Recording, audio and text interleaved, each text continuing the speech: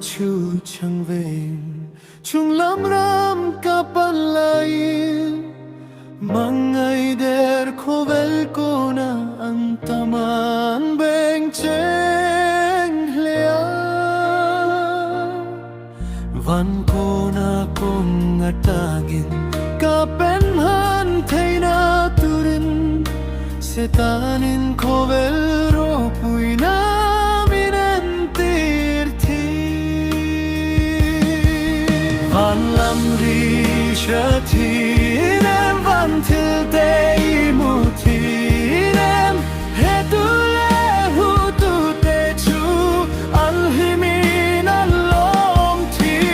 khovel dam chung til ten achimbuai be pangai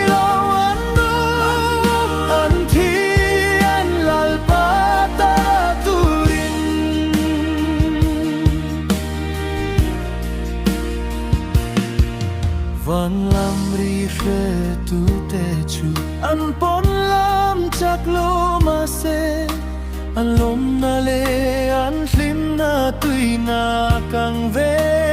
ngai lo he khovero pui na le mui na chuan thi sana hung thei lo til te nin akle vong vo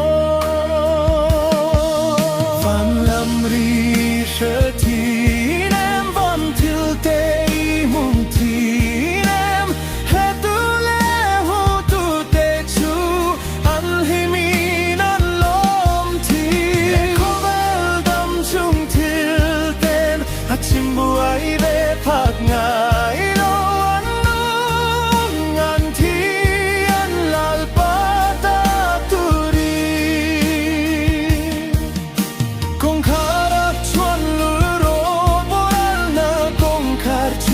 kung po alian alut po antam nun nakam karchu azim lang pang po an che pa hu tu po mit lente chao an ni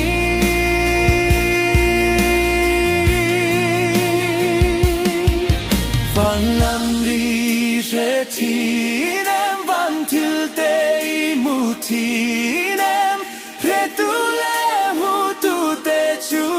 Al himin